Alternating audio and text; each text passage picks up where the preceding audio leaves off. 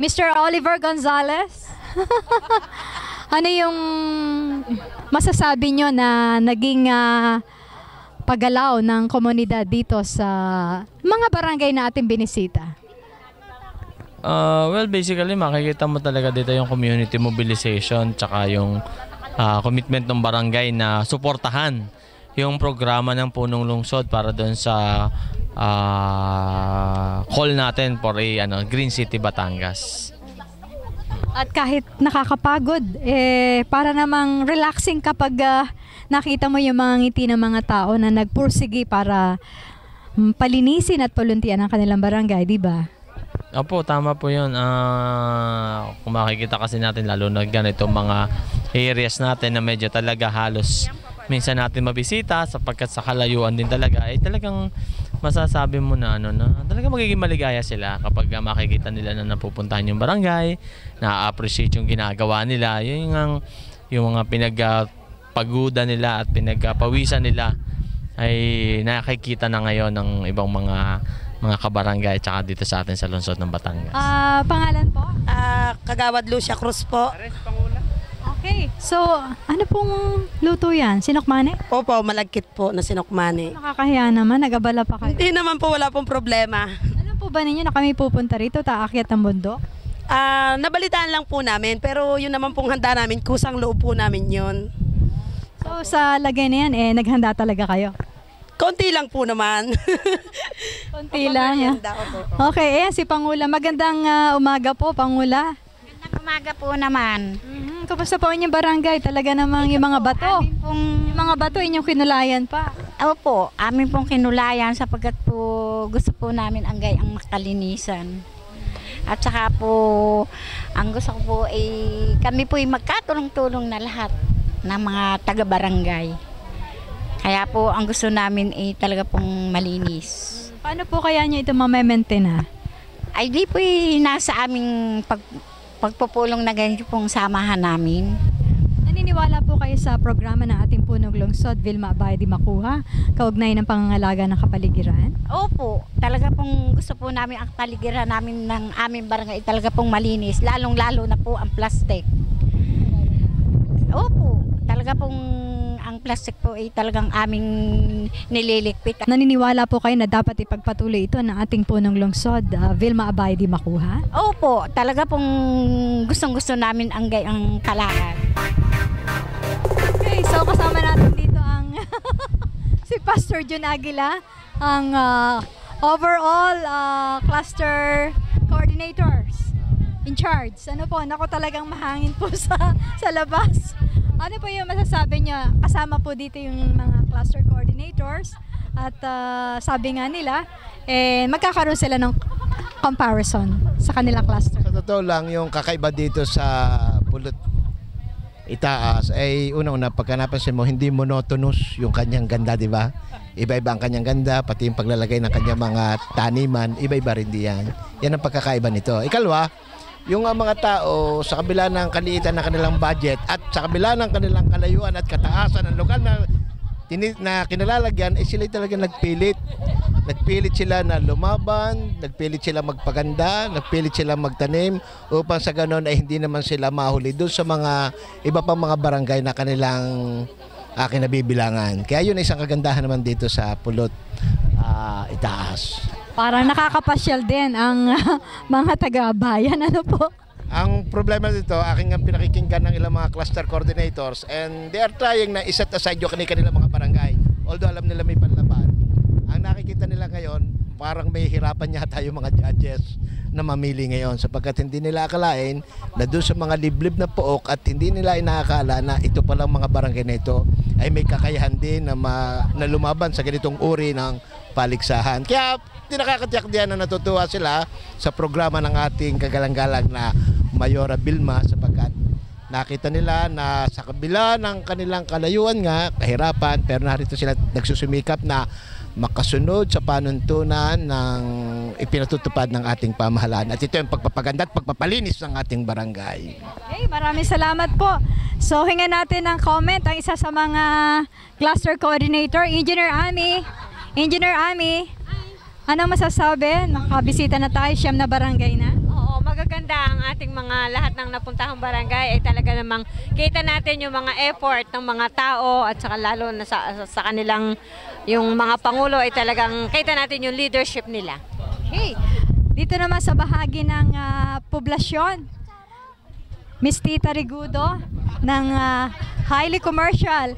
Anong pananaw ang iyong nakuha sa pagbisita natin, pag-ikot-ikot sa mga barangay?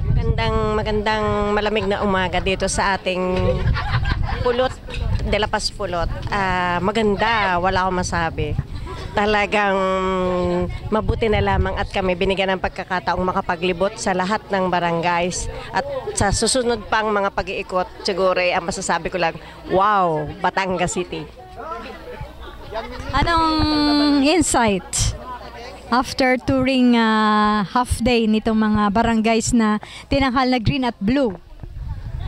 Well, magaganda pa yung mga barangay na natadaanan natin, and sa nakikita ko ay very stiff po yung competition kasi talagang nagbuhos ng effort ang lahat ng bawat barangay na nadaanan natin, at nakita ko doon yung kanilang creativity sa pagpapaganda ng kanilang barangay.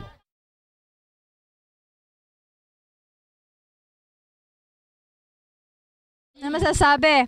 Kasi suburban ang inyong itinalaga kayo sa suburban. Dito naman sa Aplan, ano masasabi nyo? Maganda ang Puluta Playa. Ay, Pulutitaas pala. Oo.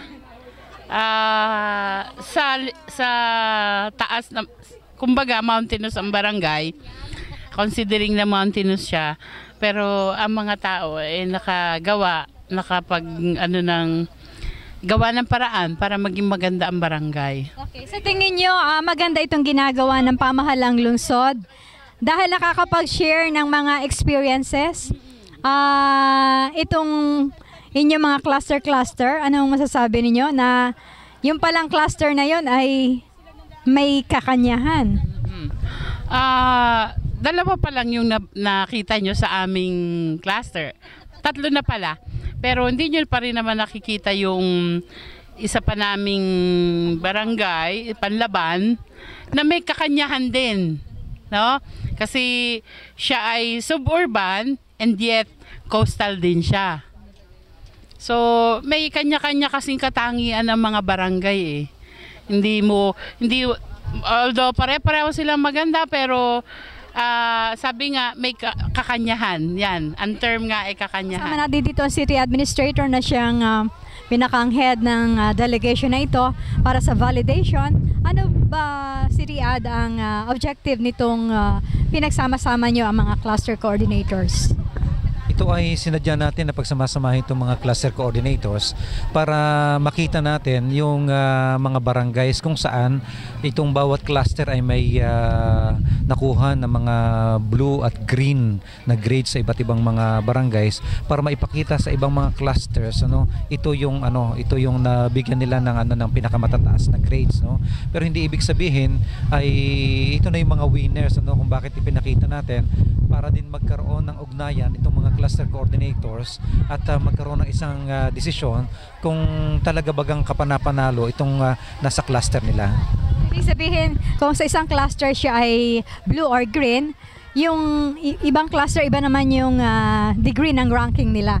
Malalaman nila na may kanya palang mga uniqueness at kakanyahan. Kaya kung makikita natin iba-ibang klase itong nakikita nating mga barangays, merong beautification lang, meron namang may nagtatanim ng halaman. So makikita natin ngayon ano yung pagkakaiba-iba, ano yung kanyang identity ng bawat isang barangay, at makikita natin ngayon yung difference between the winner of the cluster na ito, hindi naman winner, yung contender do sa cluster na ito doon sa mga contenders ng other clusters.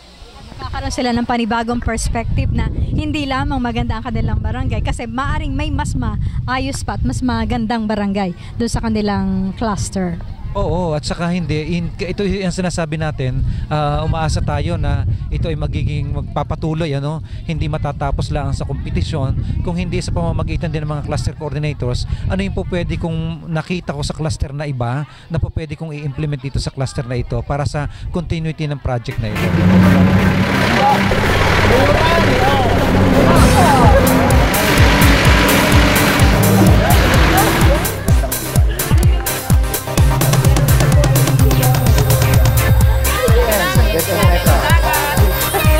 Andito tayo sa tuktok ng bundok at talaga namang bawat sulok ay kakikitaan ng magagandang imahinasyon na produkto ng kanilang pagsasama-sama. So nakaka-impress po, talagang kahahanga ang inyong ginawa, Pangula. Ay talaga pong ako'y natutuwa at kami po'y nagkaisa. Tulong-tulong po talaga kami ang aming barangay na ito. Okay, paano po nyo talaga na pagsama-sama yung mga bato? Oo po, tulong-tulong kami lahat. Basta kung ano man sabihin ng aming Pangulo, basta kami tulong-tulong na lahat. Badi Ebora po. Ano po yung inyong naging partisipasyon dito sa pagpapaganda ng inyong lugar? Pamagitan ho ng pagsasama-sama namin bilang gawa ho ng anong tawag dito, yun nakapangalan sa kamisitan ito, Dangal ng Lungsod ng Batangas. Kami ho'y nakipag-participate din po upang mapaganda po namin na aming barangay. Namang very refreshing yung makikita natin dito. Bundok na bundok. Talagang napakaganda. Ito mo naman ang view. Kita po pa ang view? Kita-kita ang Mindoro. At saka tayo nasa taas-taasan ng ating syudad. Napakaganda pala ng ating mga highland barangay. Napakakatuwa. Saka yung ginawa nila, yung labor of love, itong mga nakahilera. Yung effort ng barangay captain, sa mga barangay officials, at saka ng mga taga rito sa De La Paz, Pulot, Itaas ay talagang iyong ma-appreciate. At talagang nakakatuwang pumunta. Dito pala'y napakalamig, malamig ang lugar. Parang Baguio. Okay, Madam Espanyola, ano masasabi dito sa pamamasyal natin? Para tayong nasa Baguio. Diba? Okay. Para tayo nasa Baguio. Oo. Ang aking masasabi dito, pag naririto ka sa lugar na ito, dito sa Pulot, Itaas, walang polusyon, malinis. Makikita ninyo yung mga basura na inilalagay sa dapat paglagyan at lahat ng lugar na bakante ay may mga puno. So isang indikasyon niya na mga Batanggenyo ay talagang patuloy pa ring mahal ang kalikasan. At yun naman ang dapat nating manahin. Maaari dito roses, orchids, ano? Okay. So mamaya puntahan natin yung compost pit na sinasabi. Yun yung ating nakaiba dito sa barangay na ito.